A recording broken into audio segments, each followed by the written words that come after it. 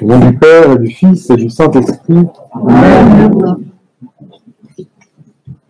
Dans cette entrée du Christ à Jérusalem, un événement vraiment extrêmement joyeux, festif, et on retrouve à peu près tous les éléments aujourd'hui, même dans notre église, en célébrant cette foule, ces palmes, c'est quelque chose de tout à fait particulier et réjouissant, et on nous dit bien que finalement, ce qui cause principalement l'engouement des foules pour le Christ, ce qui fait que les gens viennent à sa suite, qu'ils l'acclament lorsqu'il entre dans la ville sainte, eh bien c'est le fait qu'ils sont tous au courant du miracle qui a eu lieu, c'est-à-dire du réveil de Lazare, autrement dit, de la victoire sur la mort que le Christ permet. Et parce qu'il a accompli ce réveil entre les morts, l'essentiel des foules le suivent, l'acclament et croient et convaincus qu'il est effectivement le fils de David, loin du Seigneur, c'est-à-dire le Messie, le Christ, celui qui vient établir le royaume, libérer le peuple et accomplir tout dans la ville sainte. Donc il y a un engouement absolument extraordinaire. Et pourtant, il y a une prescience, malgré la croyance initiale de se dire, voilà le roi physique qui va régner pour nous, qui va nous libérer, créer un État pour nous et régler notre vie comme nous le souhaitons depuis toujours, nous, le peuple d'Israël. Il y a malgré tout la prescience qu'il s'agit d'autre chose que ce royaume-là. C'est un roi d'une autre nature et que ce qu'il va accomplir est d'une différente sorte. L'Évangile nous le dit d'ailleurs, puisque il termine en disant que les apôtres avaient oublié un peu que tout ça avait été annoncé par les prophéties pour le Christ, pour qu'il accomplisse tout et que ça avait un sens particulier. Ils s'en sont souvenus que bien après que ait eu lieu sa passion et sa résurrection. Alors, c'est effectivement compliqué, c'est difficile pour nous. Les prophéties annoncent tout ça assez clairement quand même. Par exemple, le prophète Zacharie annonce effectivement que le Messie entrera dans Jérusalem et qu'il sera assis sur le petit d'une ânesse, qu'il entrera dans sa gloire. C'est quand même très très précis. Alors, ces événements ont eu lieu. On va essayer de savoir comment effectivement nous-mêmes, tout comme le peuple, pouvons entrer un peu dans le mystère de ce qui se passe et décrypter ce que les apôtres n'ont pas tout de suite perçu et comment tout ça fonctionne. C'est très simple, parce que vous l'avez entendu, on a chanté il y a quelques minutes, un peu plus peut-être, tout à l'heure, juste avant la procession, eh bien, les textes nous disent aujourd'hui, le Saint-Esprit nous guide, nous mène à Jérusalem et prenons notre croix, suivons le Christ et acclamons-le aux honneurs aux cieux. Voilà, ça c'est quand même extrêmement intéressant. Qu'est-ce que ça veut dire? Ça veut dire que si aujourd'hui nous sommes là, d'une part, c'est parce que le Saint-Esprit nous y a amenés, nous, chacun individuellement. L'Esprit Saint est ce qui permet que l'Église ait lieu. Nous sommes ici, pas parce que nous en avons eu envie tout seuls, parce que l'Esprit Saint nous a amenés ici, en ce jour, à célébrer les rameaux. Et ça va plus loin que ça. Quand l'Esprit Saint accomplit la chose aujourd'hui, eh bien, nous avons une manière d'expliquer les choses dans l'Église. Et il s'agit de, alors on appelle ça avec un mot grec, un peu savant, on dit l'anamnèse, mais en réalité, c'est quoi? C'est une sorte d'actualisation. L'événement a lieu qu'une seule fois. D'ailleurs, comme le sacrifice mystique, il n'y a qu'un dimanche en réalité, il y a une seule fois à la Sainte Seine, mais cet événement est hyper dur. Et par l'Esprit Saint, nous y greffons. Nous participons réellement dans cet Esprit Saint à un événement qui a lieu de toute éternité, même si ça s'est passé il y a plus de 2000 ans maintenant. Donc aujourd'hui, lorsque nous sommes amenés par ce même Esprit Saint dans l'Église, eh bien nous ne faisons pas une commémoration historique uniquement, on ne lit pas un texte, on ne fait pas que mémoire, on est amené physiquement à vivre tout clairement cet événement, tout comme le peuple à cette époque-là. Alors, effectivement, nous, on ne voit pas avec nos yeux physiques ce qui se passe, mais on a peut-être la chance d'avoir du recul sur cet événement et de pouvoir lire un petit peu en direct ce que tout ça veut dire. Parce que, en fait, effectivement, comme c'est l'accomplissement des prophéties, eh bien, l'Esprit Saint, puisque c'est lui qui parle par la bouche des prophètes, et qui parle aussi par celle des évangélistes, etc. Donc, il nous révèle les choses. Elles sont légèrement masquées, elles demandent un peu d'effort pour être comprises, mais tout en fait, le Christ a cessé quelque part, on pourrait dire cela, il a cessé son enseignement par la parole à partir du moment où il est arrivé à l'entrée de Jérusalem. Et ce qui va se passer derrière, il n'enseigne plus par la parole, il enseigne par les actes uniquement, et il va livrer sa vie physiquement pour nous enseigner, nous sauver et nous transmettre l'Esprit Saint après à travers le temps. Et donc, chaque acte peut être décrypté. Alors, vous allez me dire, c'est étonnant puisque on a chanté que le Saint-Esprit aujourd'hui nous amène à cette fête des rameaux à Jérusalem, et on entend ce mot, il dit, prenez votre croix et criez aux honneurs qui les a dit. Mais oui, mais non, c'est pas la croix, tout le monde grandit. Ce que l'évangéliste nous dit, nous le voyons, ce sont des palmes. Alors pourquoi on nous parle de cela? Vous voyez, c'est ça. On rentre, on commence à rentrer. Premier indice qui est semé comme ça, comme un petit caillou sur le chemin. Effectivement, il y a les palmes de joie, tout ce qu'elles symbolisent, on va y venir, mais pour être sûr qu'on ne se trompe pas, eh bien nos saints-pères nous informent qu'il s'agit en fait de la croix. Ces palmes, ce sont comme si nous portions la croix, autrement dit, on nous enseigne tout de suite ce que le Christ n'a pas cessé de dire, c'est bien de le dire, à l'onction avec nous, c'est-à-dire que ce parfum qui est versé dessus, etc., il l'identifie très clairement, c'est pour ma sépulture, parce qu'il va à sa mort volontaire. Il va être sacrifié. Il n'arrête pas de le dire, mais personne ne l'entend. Les apôtres sont dans le déni, ne veulent pas l'entendre, et l'Esprit Saint n'a pas encore ouvert leur cœur à ce moment-là. Donc le Christ dit très clairement que cette entrée de gloire, elle va passer par la croix. Autrement dit, elle va passer par la passion, le sacrifice mystique et la mort avant d'aller plus loin. Bien sûr, si on est attentif à notre année liturgique, au sens de ce temps pascal pour nous, nous savons qu'en fait, tout cela vise à revivre et à accomplir le Saint Baptême. Autrement dit, notre immersion, encore une fois, dans la passion, les souffrances, la mort et la résurrection du Christ. Bien sûr, c'est ce qui va avoir lieu. Et donc pour ça, le chemin passe forcément par la croix qui est l'outil. C'est le seul mot qui me vient, mais ce par quoi tout ça est rendu possible, puisque le Christ va mourir dessus et ressuscitera après. Donc, c'est de ça qu'il s'agit. Donc, la joie est là, mais il n'y a peut-être pas encore tout à fait la conscience de quelle va être la nature du chemin et du royaume. Alors, les palmes sont quand même là, donc elles sont agitées, même si on nous révèle ce premier sens. Les pères vont nous dire beaucoup de choses que nous savons déjà maintenant par habitude, et puis parce que nous les entendons dans les textes. Vous a pas échappé que ce sont des choses qui viennent de la nature, qui sont verdoyantes, qui manifestent la vie. Et donc, agiter ces palmes, dans un premier temps, c'est célébrer la vie. Lazare vient de se réveiller à la vie, il a quitté la mort par le pouvoir de loin du Seigneur, du Christ, du Messie. Le peuple crie, sauve donc, Hosanna, Hosanna, c'est ça que ça veut dire. Donc, nous célébrons la vie. La mort est vaincue, il y a cette connaissance que la mort est vaincue. De leurs propres yeux, la plupart voient Lazare.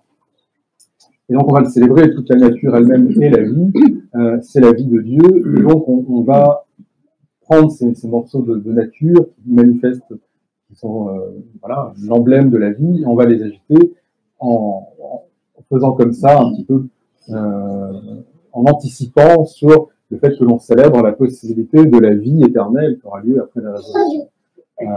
Saint Éphrem, le Seigneur, qui insiste beaucoup là-dessus, il n'est pas le seul, Saint Chrysostome aussi, beaucoup. Donc ces palmes sont là pour cela. Alors, il n'y a pas que ça, il y a aussi la partie glorieuse, royale, comme quand un roi entre dans une ville, alors on le fête avec honneur, on a ces palmes de victoire, et donc beaucoup de pères aussi considèrent que ces palmes qu'on agite sont le signe de la victoire, de la royauté du Christ, de ce qu'accomplit Dieu, de l'établissement du royaume. Et le peuple est donc ravi, et nous aussi, et nous exaltons là-dessus. Encore une fois, on reviendra sur cette nature du royaume très vite, parce que il y a ce signe quand même assez étonnant que le prophète Zacharie annonce, et qui est manifesté là. Bon, le Christ ne rentre pas tout à fait comme un roi habituel, ou un impérateur romain après une victoire sur un cheval ou sur un chariot, un char. Non, c'est pas ça du tout. Le Christ choisit, comme il est dit dans la prophétie, un petit anon que personne n'a jamais monté. Donc un animal plutôt humble, plutôt curieux et étonnant. Cet animal, il a pour fonction de faire penser ceux qui à l'époque ont l'habitude de côtoyer les ânes à une chose, c'est que c'est un animal qui a pour usage de porter les fardeaux. il porte les fardeaux, toutes ces charges pesantes que l'homme ne peut pas porter seul, eh bien c'est l'âne qui la porte. Et eh bien le Christ, en faisant cela, eh bien porte, manifeste qu'il est là pour porter les fardeaux des hommes. Voilà, il entre dans une humilité qui n'est pas tout à fait perçue encore, et il entre pour porter les fardeaux des hommes. Alors bien sûr, l'humilité, elle ne saute pas aux yeux. Il a un vêtement de lin éclatant, rouge, et là, le rouge domine normalement aujourd'hui, comme sur les saintes icônes. Alors on peut penser que c'est la royauté, que c'est l'effusion de l'Esprit Saint. Oui, bien sûr, c'est vrai. Ouais, mais dans la Genèse, c'est pas exactement ce qui est dit. Il y a aussi cet aspect où j'attacherai mon ânon à la vigne, je laverai mon manteau dans le sang du vin et des raisins. Donc il a préfigure clairement ses souffrances et sa mort encore une fois. Donc la passion qu'il accepte volontairement, cette humiliation qu'il veut pour porter nos fardeaux, c'est-à-dire nous soulager de tous nos péchés, nous soulager de tout ce qui nous écroule. Et ça fait penser à cette citation qu'on trouve chez saint Matthieu et que on aime particulièrement dans notre paroisse parce que elle est écrite, alors on voit peut-être pas très bien, mais c'est ce rouleau que déploie le Christ qui est écrit là-bas, et il y a écrit « Venez à moi, vous tous qui êtes fatigués et chargés, et je vous soulagerai ». Et c'est suivi par « Parce que mon joug est doux et mon fardeau léger ». Vous voyez, c'est ça, l'âne qui porte le Christ, c'est pour signifier qu'il est là, et que ce qu'il va nous imposer par sa royauté, c'est de nous soulager de toutes nos peines, de nos souffrances, et il va nous alléger. Il dit, voilà. C'est cette manifestation-là qui est soulignée et qui est vraiment rassurante et qui échappe, encore une fois, dans l'immédiat. Si l'Esprit Saint ne révèle pas, c'est vrai que c'est difficile, malgré les prophètes qui ont parlé depuis longtemps. Ça, c'est bien sûr le premier sens des choses. Donc le Christ essaye de dire, de crier presque, comme il le dit aux pharisiens qui veulent faire arrêter ses disciples pour empêcher que lui et Lazare convertissent encore du monde. Il leur dit, de toute façon, si le peuple ne crie pas, les pierres même crieront. Et c'est un peu ça, il essaye à tout prix de dire, voilà, quelle est la nature de mon royaume, et il y a toujours une confusion. Alors, on la connaît bien, cette confusion, puis on a un peu l'habitude, nous, avec notre recul, de se positionner en disant, oui, bon, bah, voilà, le peuple hébreu attend son roi, terrestre, il attend un règne physique, c'est cet aspect-là du Messie. Bon, évidemment, il se trompe, le règne sera spirituel, voilà, quelle erreur, etc.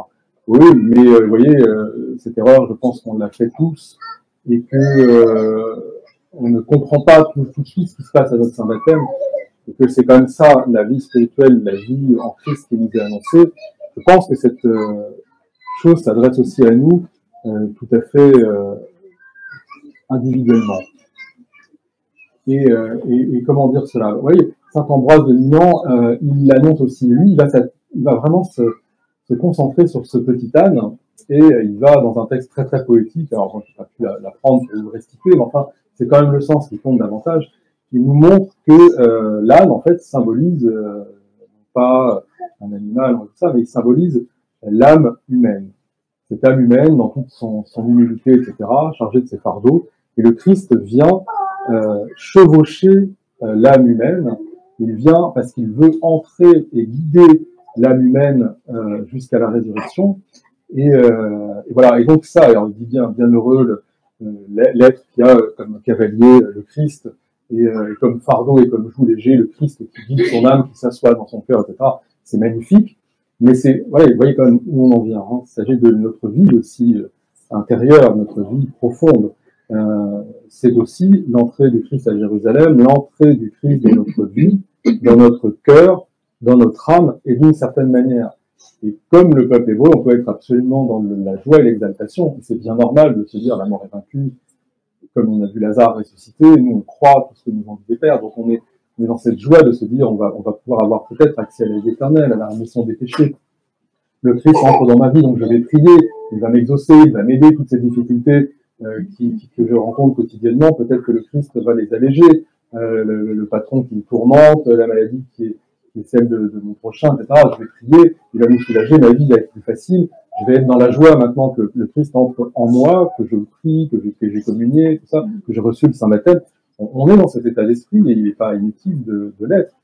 Mais attention, c'est pareil que cette entrée à Jérusalem. Le Christ nous crie, nous montre autant qu'il le peut. Regardons tout ce qu'il y a dans notre église, notre paroisse, la croix, partout. Bon. Le Christ, qu'est-ce qu'il nous signifie? C'est que, bien sûr, nous allons accéder par sa miséricorde infinie à la résurrection, à la vie éternelle, au pardon des péchés.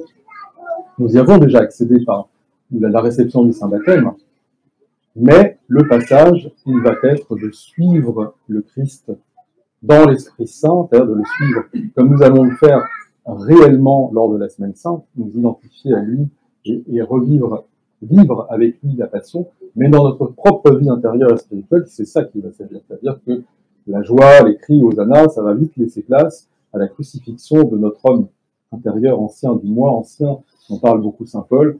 Il va falloir souffrir, abandonner nos anciennes manières de penser qui ne sont pas celles de Dieu, pour nous conformer à l'humilité qui va jusqu'au sacrifice, jusqu'à la mort, jusqu'à l'abandon de ce que l'on est. Mon Père, s'il est possible que ce calice s'éloigne de moi, mais que ta volonté soit faite. Père, pardonne-leur, ils ne savent pas.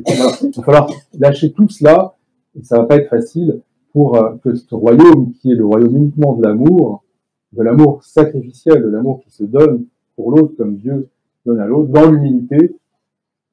Voilà, c'est quand même ce chemin-là qui nous est gentiment annoncé, et il faut que nous-mêmes soyons conscients de cela. C'est ce que nous allons vivre c'est ce qui nous est annoncé. Voilà. C'est ce qui nous est très très clairement annoncé. Aussi, nous avons cette chance, nous, d'avoir un peu de recul de nous raccrocher aux saints disciples et apôtres qui en ont eu la révélation après la résurrection. Nous savons exactement où nous allons, où nous mène l'Esprit Saint. Nous mettons nos pas dans ce Christ et nous allons nous y associer dans l'Esprit Saint. Il ne s'agit pas d'une conception des choses intellectuelles. Notre vie est une vie qui n'est plus personnelle, dans le sens individuel. Elle est personnelle, mais elle n'est plus individuelle. Nous sommes tous ensemble le corps du Christ, et donc tous ensemble nous allons à sa passion volontaire. Et tous ensemble nous sommes l'établissement du royaume. Et il n'a lieu que dans l'amour, que dans l'humilité, avec ce fardeau doux et léger. Et donc ces cris de joie, ils le sont par prescience, quelque part. C'est la joie de tout cela que nous allons faire. Mais il ne faut pas se leurrer, le règne qui est prévu, c'est celui-ci. La nature du royaume, c'est ça, c'est l'Esprit Saint. Voilà, nous est révélé quand même assez clairement, oui, le chemin et le but du chemin. Tout est mis en lumière, mais tout de même avec cette insistance sur cet accès, encore une fois, avant même la Semaine Sainte, à l'abaissement de Dieu, l'humilité pour alléger les fardeaux, l'amour qui se donne, l'amour qui se sacrifie, parce que le règne, le seul, la royauté, la seule qui peut être acceptable et divine, c'est celle qui est pour les autres, par amour pour les autres. Et à notre Dieu soit honneur et gloire pour les siècles des siècles. Amen.